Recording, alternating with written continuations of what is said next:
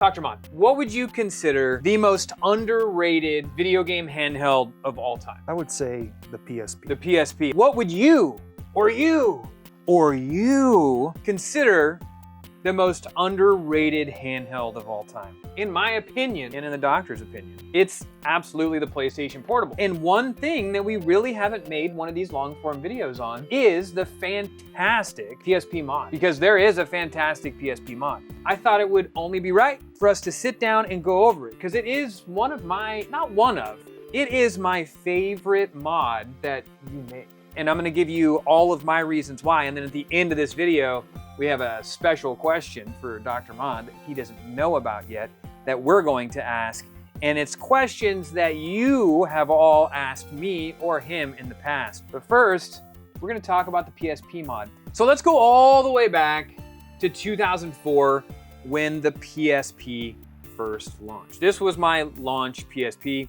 I actually ordered one from Japan before it came out here in the United States. I did it on eBay, and the first time I did it, I totally got took. They didn't actually send me a PSP, they sent me a certificate. I didn't read the fine print. Always read the fine print. The PSP was Sony's first attempt into the handheld market. Yep. One of the things they did is they put all of their media on UMDs. If you've never seen a UMD, it looks very similar to something. The mini disc player. The mini disc player. Another one of Sony's unfortunate failed attempts in the market. So it played a UMD, which was physical media. It was actually a little miniature disc. If you broke the UMD out of the casing, it actually was pretty similar to like a GameCube disc. Yeah. You know, it was actually a tiny little CD, which, you know, at the time wasn't a bad idea. Sony was trying to push their new format. Unfortunately, as you'll see further as we start talking about this, probably was one of the reasons why the PSP didn't do so well in the first place. But the PSP, in my humble opinion, has probably one of the best libraries of any handheld. That's a bold statement considering we have stuff like Game Boy. We have the Game Boy Advance, which is quite literally, you know, probably one of the best. Mm-hmm. Then we got the DS and the 3DS also. And now you could even consider the Nintendo Switch in that same category. Yeah. Sony was doing something a little bit different. Nintendo always had this approach of handheld games, console games. Yep. And Sony, you had your Uncharted's on here. And you had, I mean, granted, you had Mario's and stuff like that on the Game Boy, but it was always just a little bit different. And with Sony and the PSP, you had sort of like full-blown console experiences on something like this, which was new at the time back in 2004. It was something that I always wanted. At first, the first probably 5 years of the development cycle for the PSP, you had a lot of big developers developing some of their major franchises on this console. Yeah. We had Metal Gear games. Yep. We had 2 Grand Theft Auto games. Yep, Daxter, you know. Yes, we had Resistance, we had Uncharted. Now, granted, yeah, those came with the Vita, we'll talk about that. But there was a lot of chances being taken on a handheld Sony device, and I don't think it was given enough credit.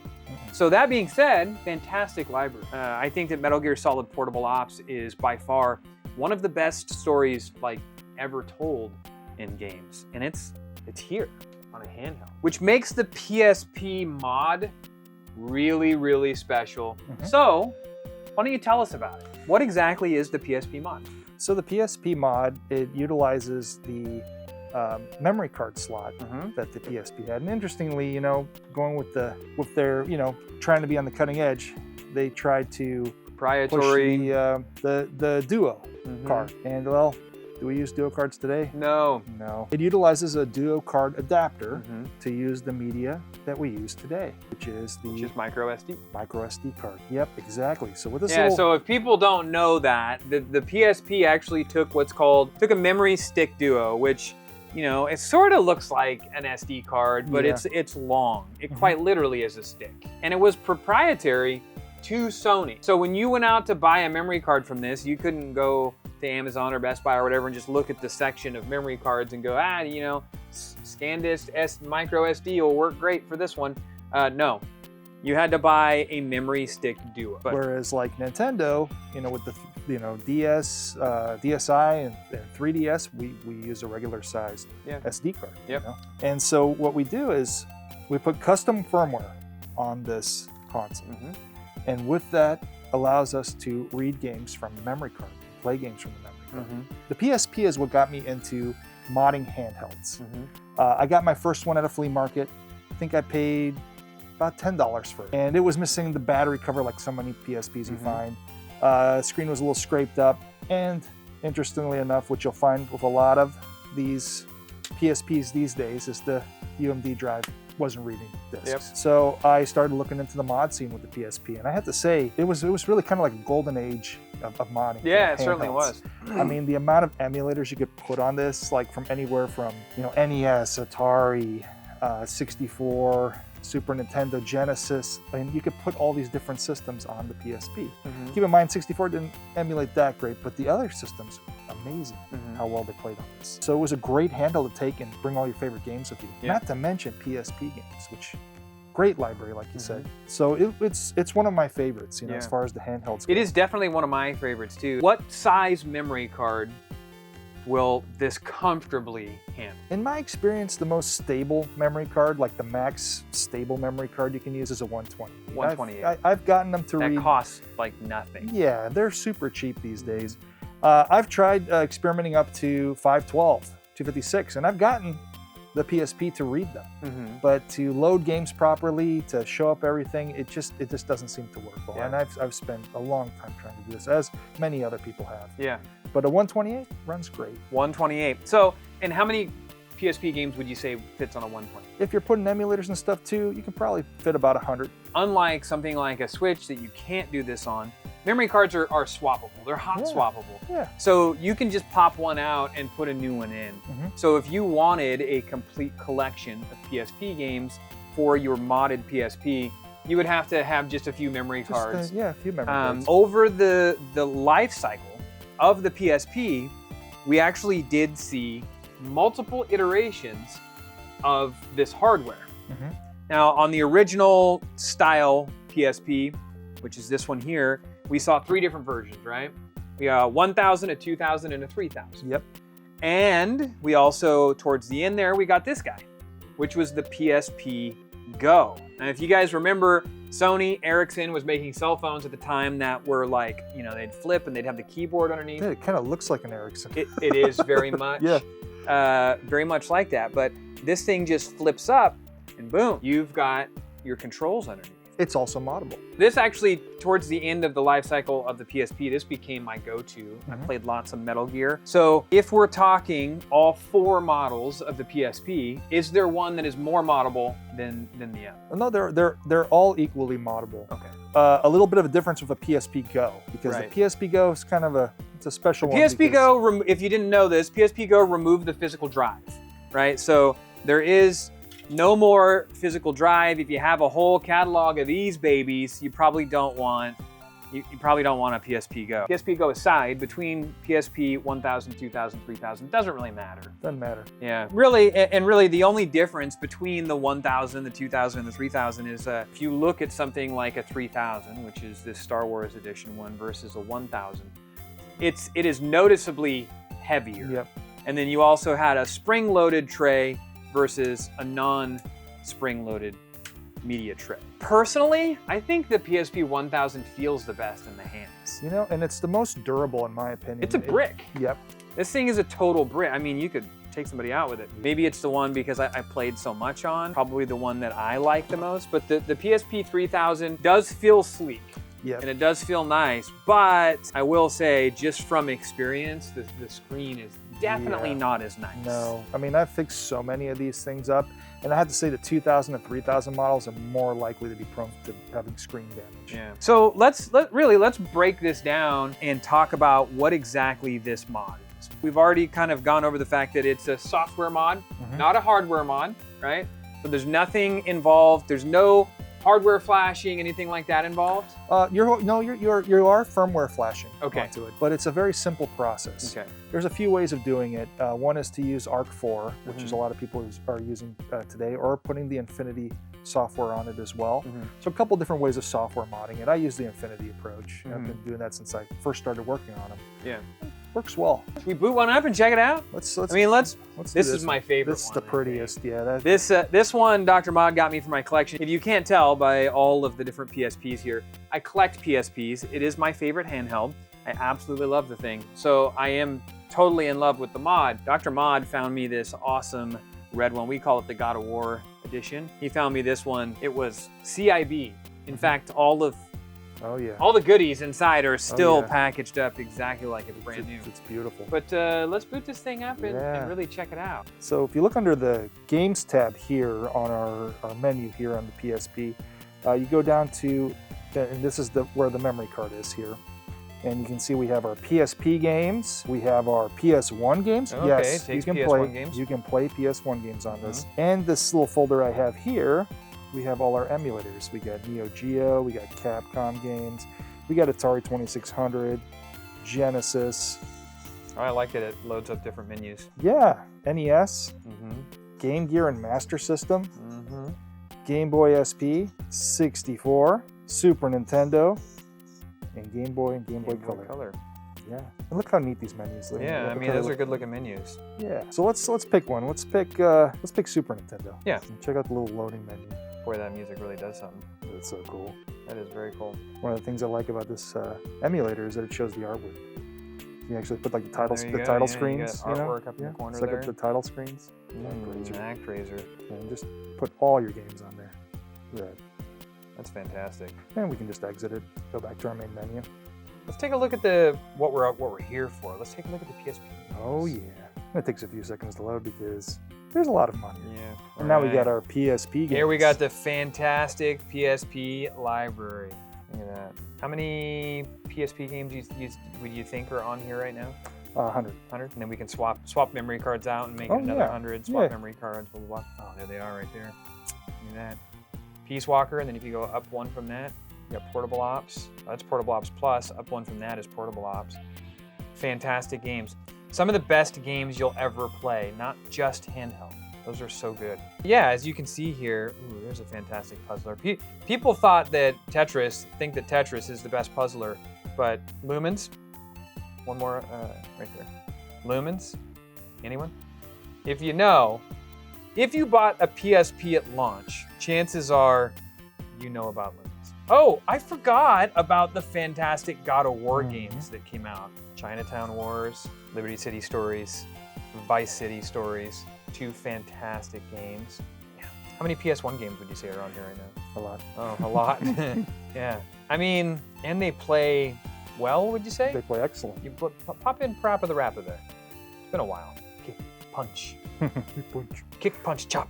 Yeah, look at that. I mean, PlayStation 1 games were on the PlayStation Store for PSP. So, I mean, even Sony had PSP games, or PS1 games running on the PSP. Oh boy, such a strange game right here.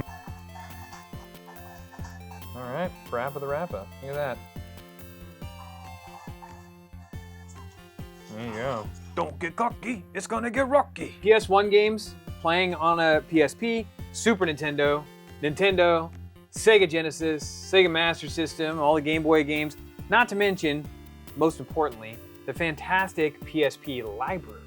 That's really the main focal point. If you guys watch a lot of my shorts, you know that I have a video series, a shorts video series called the PSP Renaissance. And that's because, one at a time, I'm trying to highlight a lot of the fantastic games that came to the PSP that a lot of people don't know about. Like the one that's in here now, The Warriors. A lot of people didn't even realize that The Warriors was ported over to the PSP, and the port, pretty good. It plays, visually has a bit of a weird foggy haze to it, but as far as the gameplay goes, it plays exactly like it. But there is one question that I have for you. Okay. If I'm gonna mod a PSP, would it be more advantageous of me to just mod a PlayStation Vita instead? Correct me if I'm wrong here, a modded PlayStation Vita will play everything identically to the PSP, plus add a slew of other games, including PlayStation Vita games. Is that more or less accurate? I would say It is accurate. It's hard to say, if you love the PSP and you played it a lot when it was out, Yeah. you want to have that experience, then you want a PSP still. Right. And screen formatting is different. Yeah, and but I have to say, the Vita can do everything that this can, minus reading mini discs, of course. But as far as the mod goes, that Vita can do everything that this can, plus a much bigger memory card. Yeah. I mean, we were running on this one a 1 terabyte. 1 terabyte memory card on it. And much closer to a complete library. So yeah, I mean, unless you're really married to the form factor of the PSP, it might be more advantageous to just get yourself a Vita. On the used market, what do you typically see a PSP going for? They vary. I mean, you can pay up to like maybe 50, 60, sometimes less if they're rough. On the used market, what do you see a Vita going for? Anywhere from 100 to 150. Okay, so a Vita is going to cost you more. Yep.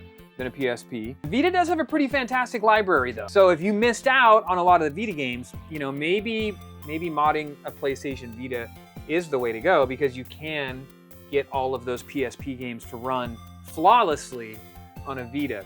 But let me point out, one of the reasons why I love stuff like, yes, I'm gonna beat this drum again, but the Chromatic with Mod Retro is because you are true one-to-one getting the same experience on a Chromatic with a Game Boy or Game Boy Color game that you would have on a Game Boy Color. Your pixel density, your resolution, everything, aside from the fact that it's a nicer backlit screen, it's identical. When you go to something like an Analog Pocket, you have a variety of things you could play on. Game Boy, Game Boy Color, Game Boy Advance, Game Gear, TurboGrafx, you could even play Neo Geo Pocket. But when you start looking at all of those devices ran their screens at different resolutions. And not only that, but different aspect ratios as well. The aspect ratio on a Game Boy Advance is different than a Game Boy Color.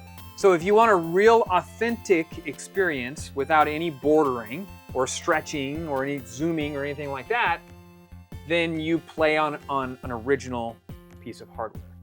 And that's what you get here. And that's one thing I did notice about playing PSP games on here. These screens aren't exactly the same resolution, and they're not the same aspect ratio. Difficulty, if somebody wanted to do this mod themselves, where would you say this one or that one, where would you say that it stacks up? Kind of similar methods, software mods. I'd say 2, 3. Really? Maybe 2 on this, 3 on that. So if we're talking like Nintendo Wii mod, which is on the easier side, yeah, if I remember. I would say this is with it. About the same? Yeah. Yeah, okay. So, I mean, if you wanted to do one of these mods, you should totally give it a shot yourself, and you already own one. The other thing I recommend is if you see one of these devices, like Dr. Mod was just describing in the beginning of the video, when he picked up his first one, it had a busted drive. Yeah. If you're gonna mod it, it doesn't matter. And one of the things that's nice about the PSP is it's super customizable compared to the Vita. With the Vita, you don't have that many options on like different colored buttons, shells, things like that. The PSP, there are so many options to customize it. You can make it look like this one. And that's what was fun about it. And that's what I did with mine. I made it look cooler. I put black with white buttons. And then I modded it. The outside can always be changed, as long as the inside's fine. So yeah, your PC probably can totally run PSP games. It might even be able to run Vita games. But having this original device, especially if you already own one, is a really cool experience. There's one other thing that I want to touch on. I just want to talk about this. So we've talked about this in the past, okay? This isn't necessarily a PSP. But we have made a video on this before. If you haven't seen it, you should check it out right here. This is the PlayStation TV. Tell us real quick exactly what the PlayStation TV is and what you can do to it. The PlayStation TV, what's neat about it, it is basically a Vita that you can plug into your TV and enjoy the Vita experience on your TV, high definition, using your PS3 controller, your DualShock 3. And it's just amazing how they were able to cram that into that. It's got your Vita cartridge port. It's got the memory card port in the back. Yeah, so it does take Vita games. Yep. I mean, I think essentially what Sony did is they probably had tons of boards sitting around, and they were like, what do? Let's make a tiny little console. Yeah. I mean, that's essentially what this is.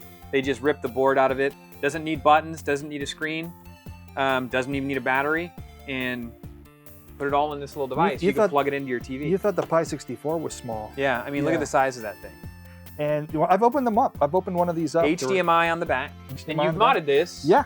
This one here is modded with the same mod that is on the PlayStation Exactly. Vita. This thing is the size. This thing's smaller than my wallet. Oh yeah. I could put this thing in my pocket and just take it with me. HDMI out, USB, and all you got to take is just a Bluetooth controller. Yeah, that's it. DualShock 3. A lot of people didn't realize that this existed, but it does. A PlayStation TV. They're probably a little bit harder to get a hold of these days. They're harder to get a hold of and they're pricier. Like they run as much as they did new now. Yeah, which if you missed it, like just a couple years ago, these things were selling at Target for like 30 bucks. They were like blowing them out because unfortunately nobody bought these.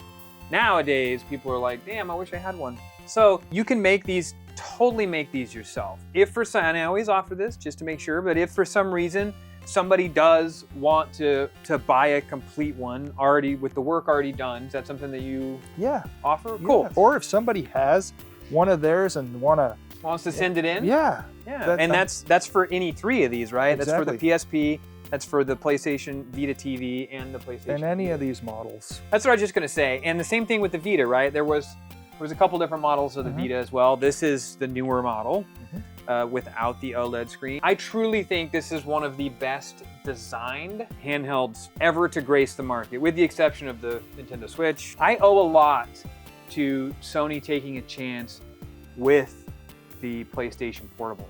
And also, I hear lots of things that Sony is not finished with the handheld market, and I really hope that's true. So there you have it. I feel like we just hadn't highlighted the PlayStation handheld side of things and just how fantastic a mod could be on one of these things. So yeah, I think it's very underrated and is an amazing little handheld emulator. What great game. So glad we got to give it its day here. Yeah, me too.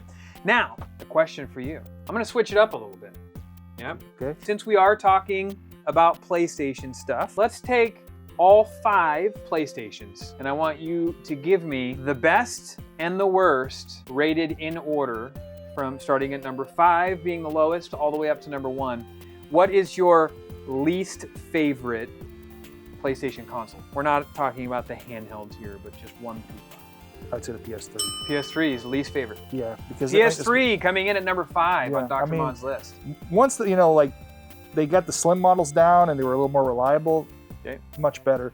But those early PS3s were it's hard to find one that works. Yeah. All right, so Dr. Mod putting the PS3 at number 5 on the list. What is your second least favorite Sony console? Second would be the PS2. PS2? Yeah. Really? But see, I'm not talking about these as far as games. No, I know. This is what you personally experienced. Yeah. And I don't want people who are like, Dr. Mod hates PS3. No. I love all these consoles. Yeah. But as far as me working on them, and like my experience with like their hardware and stuff, PS2. And why? Because cleaning them is a pain in the ass. All right, coming in at number 5, PS3. Yeah. Coming in at number 4, PS2. What sits at number 3 on your list of PlayStation consoles? Then I'll say probably PS1. PS1. As far as modding and having to clean up, I'd say PS1. Why? Because a lot of them become that golden brown color. Coming in at number 3 is the original PlayStation. We only have 2 left, so tell us, what is number 2? And that's going to obviously let us know what. And I don't have a 5, so no comment on that. Oh man. But I know I need to get with the times. Man, well, I mean, much like me, I make a lot of video game content. I don't get a lot of time to actually play video games. That's why I started live streaming to begin with. Well, as you know, I'm a doctor, and I had phases in my life where I played games. As a kid, my first console was on television. It was a hand-me-down. I played with that. I had some great games, Lock and Chase. Loved that game. And then my first real new console in the box was the action set, NES. Yeah. And I played that so much, and I collected ever since I was a little kid. I'd go to swap meets and buy them secondhand. I had a decent library of it. Yeah. Then, Super Nintendo, N64, GameCube, Wii. I mean, I kept on there. And then Residency happened. Yep. And that was a part of my life where I didn't have time to play. I barely had time to sleep. Yeah. So that's when I kind of fell off of gaming. Until over the last couple years, and I got back into it again. Realized what I was missing. Yeah. And so that's why sometimes when I get ask questions like that, like I'm like, I can't say it. I didn't play it. So then what Missed we're out on it. saying is, on the top of your list is a PlayStation 4? I would say yes. Yeah.